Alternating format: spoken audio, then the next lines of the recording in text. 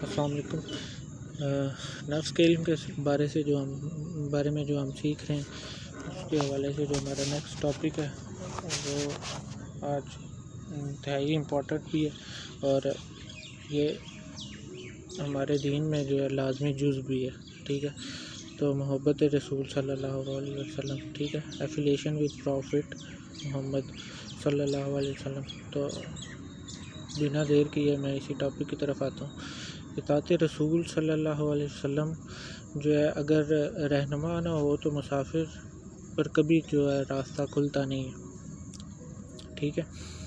تو خدا کی پہچان علم کے بغیر ممکن نہیں ہے، اس طرح حضور صلی اللہ علیہ وسلم کی پہچان بھی جو ہے وہ علم کے بغیر نہیں عطا ہو سکتی، ٹھیک ہے۔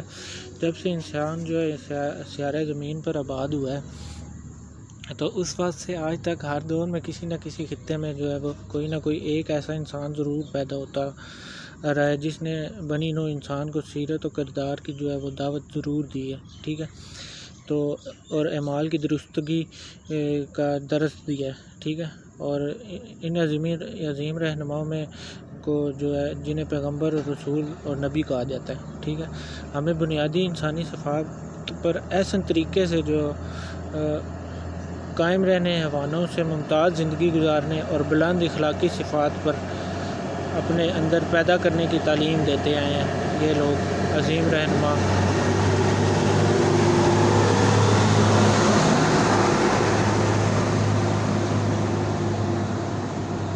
اور پھر جو ہے ان تمام عظیم رہنماؤں میں سب سے اعلیٰ اور ممتاز ترین اور حسین و جمیل اور صادق و امین ذات جو ہے حضور پر نور محمد صلی اللہ علیہ وسلم کی ذات مبارکہ ہے، ٹھیک ہے۔ تو دنیا میں سب سے زیادہ ذکر اللہ کا ہوتا ہے، ٹھیک ہے۔ ہر انسان چاہے وہ کسی بھی مذہب سے ہو، ہر وقت اس کے ذہن میں خدا کے تصورات جو ہیں وہ تشکیل پاتے رہتے ہیں، ٹھیک ہے۔ تو دنیا کا کوئی بھی انسان ایسا نہیں ہے جو خدا سے لا تعلق ہو کر زندہ رہ سکتا ہے، ٹھیک ہے۔ تو حتیٰ کہ لادین جو ایتھیسٹ ہوتے ہیں وہ بھی اللہ کے نہ ہونے یا نہ ہونے پر جو ہے ان کی بحث ہر وقت ہوتی رہتی ہے، ٹھیک ہے، ذہن میں ان کے۔ تو اس طرح قرآن پاک دنیا میں سب سے زیادہ پڑھی جانے والی کتاب ہے، ٹھیک ہے۔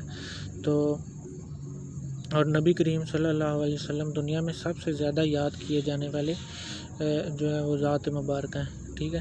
بلا شبہ محمد صلی اللہ علیہ وسلم کو دنیا میں آنے والے ہر انسان سے زیادہ جو ہے یاد کیا جا رہا ہے، ٹھیک ہے۔ تو کفار کو کتنا ہی ناگوار کیوں نہ ہو، محمد صلی اللہ علیہ وسلم وہ ہیں جن کی تعریف بیان کر دی گئی ہے، ٹھیک ہے۔ تو دنیا میں کوئی انسان کاملیت کو پہنچ نہیں سکتا، ٹھیک ہے، پرفیکشن کسی کو نہیں ملی، ٹھیک ہے۔ کوئی نہ کوئی کمی جو ہے ہر انسان میں دیکھی گئی ہے، ٹھیک ہے، چاہے وہ علم و عرفان کی کتنی بلندیوں پر کیوں نہ پہنچ گیا ہو، ٹھیک ہے۔ لیکن اس دنیا میں اللہ رب العزت نے حضور اکرم صلی اللہ علیہ وسلم کو کاملیت اور پرفیکشن بخشی ہے، ٹھیک ہے۔ تو اس مقام پر اللہ نے جو حضور صلی اللہ علیہ وسلم کو یہ فضیلت بھی دی ہے کہ آپ صلی اللہ علیہ وسلم کو سراجن منیرن کے مقام پر فائز کیا، ٹھیک ہے۔ تو اللہ رب العزت نے آپ صلی اللہ علیہ وسلم کا ذکر جو ہے وہ بلند کر دیا، ٹھیک ہے۔ تو اب کون ہے جو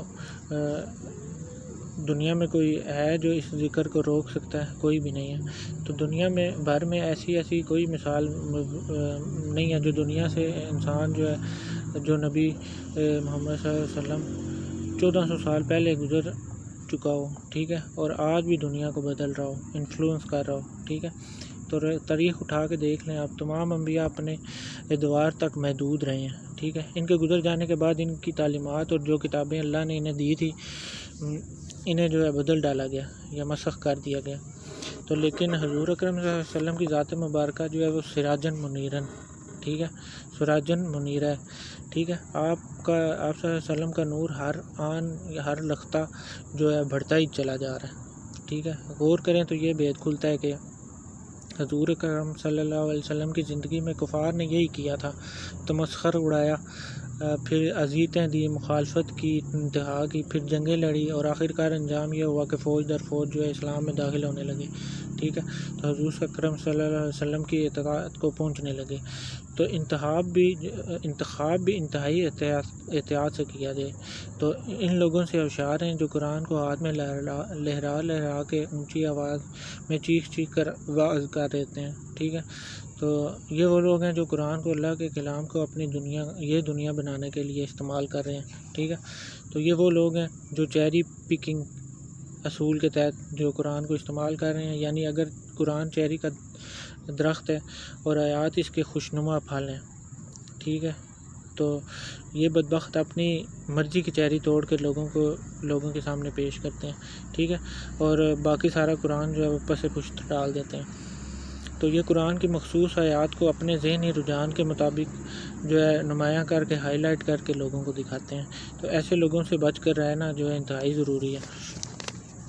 تو نبی صلی اللہ علیہ وسلم کی اطاعت ہی اصل میں اللہ کی اطاعت ہے، ٹھیک ہے۔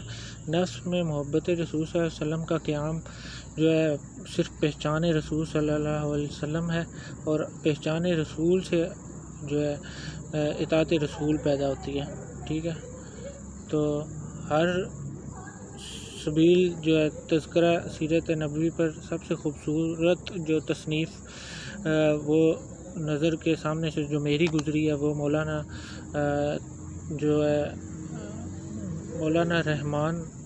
الرحمان مبارک پوری کی الرحیق المختوم کتاب ہے، ٹھیک ہے۔ تو بے شک ان کا تعلق جو ہے وہ سلفی عقیدے سے، ٹھیک ہے، تو عقیدہ یا تحریک سے تھا، ٹھیک ہے، لیکن حق کو حق کہنا ہی اپنی اصل میں حق ہے، ٹھیک ہے۔ تو آپ اس بات سے میرے عقیدے پر یا سوال کھڑا مت کر دیجیے گا۔ میں اہل سنت والجماعت ہوں الحمدللہ، اور امام ابو حنیفہ رحمۃ اللہ علیہ کو اپنا امام مانتا ہوں، اور اعلیٰ حضرت بریلوی سے جو ہے کا پیروکار ہوں، اور ان سے محبت و عقیدت رکھتا ہوں۔ یہ بات یہاں احتیاط کی وجہ سے میں نے بیان کی ہے تاکہ آپ کسی غلط فہمی کا شکار نہ ہو جائیں، ٹھیک ہے۔ تو دیکھیں، عقیدہ وہی درست ہے جو آپ کو اللہ کے رسول محمد صلی اللہ علیہ وسلم اور اللہ کی محبت میں جو ہے غرق کر دے، ٹھیک ہے۔ تو جو چیز آپ کو اللہ اور محمد رسول صلی اللہ علیہ وسلم سے دور کرے یا دل میں وسوسے، شک، گمان پیدا کرے، اسے غلط سمجھ کر نہیں چھوڑیں، بس اسے اس لیے چھوڑیں کہ وہ آپ کو سمجھ نہیں آ رہی، ٹھیک ہے۔ سارا جو مسئلہ پھر حل ہو جاتا ہے عقیدوں کا۔ ہم اللہ کو حضور اکرم صلی اللہ علیہ وسلم کے طفیل جانتے ہیں، تو حضور اکرم صلی اللہ علیہ وسلم نے کہا کہ میں آخری نبی ہوں، ہم نے مان لیا، ہم ایمان لائے۔ آپ صلی اللہ علیہ وسلم نے شہادت کیا اللہ ایک ہے، ہم نے مان لیا، ہم اللہ پر ایمان لائے، ٹھیک ہے۔ آپ صلی اللہ علیہ وسلم نے ہمیں بتایا قرآن اللہ کی کتاب ہے، تو ہم نے اللہ کی کتاب مان لیا۔ اگر حضور صلی اللہ علیہ وسلم کی ذات مبارکہ درمیان میں نہ ہو تو ہم اس قابل کبھی بھی نہیں ہو سکتے تھے، نہ تھے کہ جو اللہ کو جان لیتے، ٹھیک۔ سب سے زیادہ اللہ نے حضور صلی اللہ علیہ وسلم سے محبت کی ہے، اور اللہ سے سب سے زیادہ محبت نبی کریم صلی اللہ علیہ وسلم نے کی ہے۔ تو یہ اللہ اور بندے کا عظیم الشان محبت کی داستان ہے، ٹھیک ہے۔ تو this is the greatest love story of Allah and human, ٹھیک ہے۔ تو اللہ یہ چاہتا تھا کہ کوئی ایسی تخلیق ہو جو زبردستی یا خوف سے نہیں بلکہ اپنے ارادے اور اختیار سے جو ہے اسے اللہ کو ڈھونڈے اور پائے اور اس سے محبت کرے۔ تو یہ جو ہے حضور اکرم صلی اللہ علیہ وسلم کی ذات مبارکہ نے کر دکھایا۔ اللہ کو وہ ایک شخص درخواست تھا جو اللہ کو اپنے ارادے سے چاہے، اور اس قدر چاہے کہ جتنا کبھی کسی نے نہ چاہو، ٹھیک ہے۔ تو آقا دو جہان نے یہ محبت جو اللہ سے کر کے دکھائی۔ تو مسئلہ یہ ہوتا ہے کہ ہمیں اس بات کا احساس نہیں ہوتا کہ آپ صلی اللہ علیہ وسلم کی محبت ہمارے دل میں کتنی گہرائیوں میں رچی بسی ہے، ٹھیک ہے۔ تو یہاں یہ بات واضح ہونی چاہیے کہ عقیدت اور ہے، حضور صلی اللہ علیہ وسلم سے محبت اور شے، ٹھیک ہے۔ ہر مسلمان کو محبت جو ہے محمد صلی اللہ علیہ وسلم سے جو ہے بے پناہ عقیدت ہے، ٹھیک ہے۔ کہیں بھی گستاخی نبی محمد صلی اللہ علیہ وسلم کی شان میں سامنے آئے تو ہر مسلمان جو ہے چاہے گا کہ وہ قربان اپنی جان حضور صلی اللہ علیہ وسلم کے عشق میں 1 منٹ بھی نہ لگائے کرنے میں، ٹھیک ہے۔ لیکن عقیدت یہ جو ہے عقیدت کہلاتی ہے، ٹھیک ہے۔ حضور صلی اللہ علیہ وسلم سے ہمیں بے پناہ عقیدت ہے، لیکن کیا ہم واقعی نبی محمد صلی اللہ علیہ وسلم سے جو محبت کرتے ہیں؟ یہ سوال ہے آپ کے لیے، اور اس پر پوری ایمانداری سے اگر غور کریں تو پتہ چلتا ہے کہ محبت ہے لیکن اتنی نہیں ہے جتنی جو ہے اپنے ماں باپ سے، اپنے بچوں سے اور اپنے مال سے، ٹھیک ہے۔ اگر ایمانداری سے غور کریں گے، ہر بندہ اپنے اپنے گریبان میں جان کے دیکھے تو اس محبت کو عقیدت سے الگ کر کے دیکھتے ہیں۔ اس کے لیے ہمیں اپنا زاویہ نظر یا پرسپیکٹیو جو ہے وہ وسیع کرنا پڑے گا، ٹھیک ہے۔ فرض کریں موت کا وقت شروع ہو گیا، ٹھیک ہے، تو کچھ دیر کے لیے اپنی موت کو دیکھیں، فیس کریں، تو غور سے دیکھیں گے مرتے وقت کیا ہو رہا ہے۔ سارے دنیاوی رشتے جو ہے گم ہو رہے ہیں، دنیا گم ہو رہی ہے، یہ رشتے ناطے جو ہیں ختم ہونے کو آ رہے ہیں۔ یہ سائنس نے بھی جو ہے انسان کے دماغ کے مرتے والد کی حالت کو جو مانیٹر کیا ہے وہ یہی دیکھا گیا کہ اس کو اپنی پیدا ہونے سے جو موت کے وقت تک کی زندگی ہے وہ ساری، اور جتنے بھی اس کے رشتہ دار ہیں وہ یاد آ رہے ہوتے ہیں، ٹھیک ہے، موت کے وقت۔ تو یہ رشتے ناطے جو ہیں سب یہیں رہ جائیں گے، ٹھیک ہے، اور ہم آگے چلے جائیں گے۔ تو جہاں ہم جا رہے ہیں وہاں یہ رشتے وجود رکھتے ہیں؟ نہیں رکھتے۔ اب دیکھیں کیا نظر آ رہا ہے، ٹھیک ہے، وہاں جہاں سے جا کر کوئی واپس نہیں آتا، وہاں کون سے رشتے ہیں، ٹھیک ہے، وہاں کون سے ایسے رشتے اور تعلقات ہیں جو یہاں اس دنیا میں بھی ہیں اور وہاں پہ بھی ہیں، ٹھیک ہے۔ تو پھر بات جو واضح ہوگی کہ صرف بے شک اللہ اور محمد صلی اللہ علیہ وسلم دنیا میں بھی، اس دنیا میں بھی، اور ہمارے شعور اور لاشعور ہر جگہ ہمارے ساتھ رہتے ہیں، ٹھیک ہے۔ جب مریں گے یہی دو رشتے ہمیں آگے ملیں گے، ٹھیک ہے۔ یہ دو ایسے رشتے ہیں جو انسان سے کبھی گم نہیں ہو سکتے۔ تو اللہ کا بندے سے رشتہ خالق اور مخلوق کا ہے، اور دوسرا رشتہ ہمارے نبی صلی اللہ علیہ وسلم آخری زماں کا ہے، ٹھیک ہے۔ یہ ہم امتی ہیں، یہ سب سے بلند ترین رشتہ ہے جو کسی انسان کا دوسرے انسان سے جو ہو سکتا ہے، ٹھیک ہے۔ تو ہمارے ماں باپ روز قیامت ہمارے کام نہیں آئیں گے، بلکہ ہم ان سے اور وہ ہم سے چھپتے پھریں گے، ٹھیک ہے۔ تو ہمارا سب سے قریب کا رشتہ جو ہے حضور صلی اللہ علیہ وسلم سے ہے، تو انہی کا قبر میں بھی سوال کیا جائے گا، وہی روز قیامت شفاعت کریں گے، اور وہی جن کو اللہ نے کوثر عطا فرمایا، ٹھیک ہے۔ تو آب کوثر، ٹھیک ہے۔ تو دنیا میں کسی مسلمان کا حضور صلی اللہ علیہ وسلم سے بڑھ کر کسی اور انسان سے کوئی رشتہ نہیں ہے۔ تو اس قدر قریب کا رشتہ ہونے کے باوجود اگر انسان جو ہے حضور اکرم صلی اللہ علیہ وسلم کی طرف مائل نہ ہو تو یہ بہت بڑی بد نصیبی ہے، جسے دور کرنے کی فکر، اور یہ ہر شے سے زیادہ جو ہے ضروری کام ہے ہمارے لیے، ٹھیک ہے۔ تو اتنا ضروری کام کہ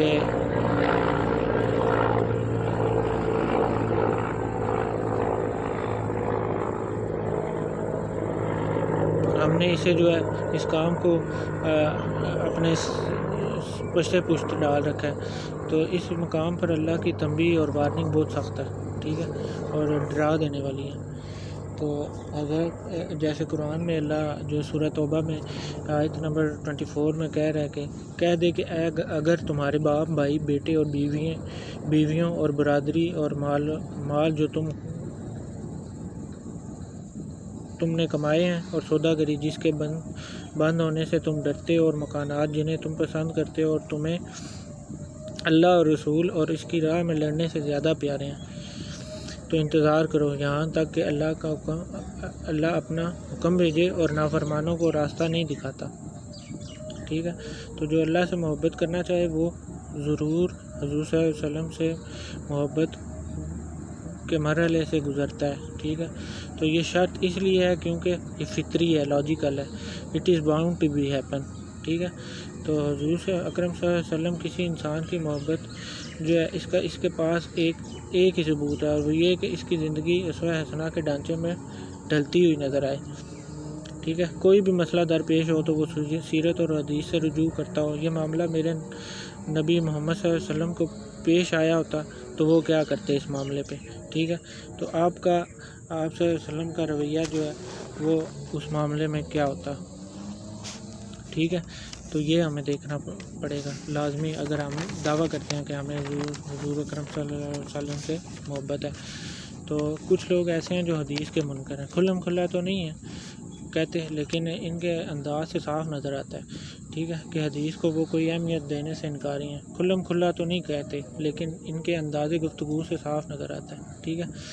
تو کہ ہم حدیث کو وہ اہمیت دینے سے انکاری ہیں۔ ایسے لوگوں کا سوچنا ہوگا کہ اسلام میں سے سیرت رسول صلی اللہ علیہ وسلم کو، جو کہ اپنی اصل میں حدیث رسول ہے، اگر تنہا کر دی جائے تو اسلام میں باقی کیا رہ جاتا ہے؟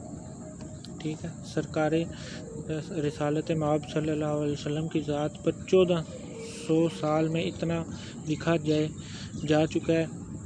اس قدر جو ہے اعلیٰ دماغوں نے حضور اکرم صلی اللہ علیہ وسلم کی شان جو ہے بیان کی ہے کہ لکھنے والے اور بیان کرنے والوں میں کسی کی مجال نہیں ہے کہ وہ اتنا کہہ سکیں یا اتنا لکھ سکیں، اور نہ اتنی اوقات ہوئی ہے کسی کی کہ وہ شان رسول اور عظیم شان کے بارے میں لکھنے میں جو ہے انصاف کا سوچ بھی سکیں۔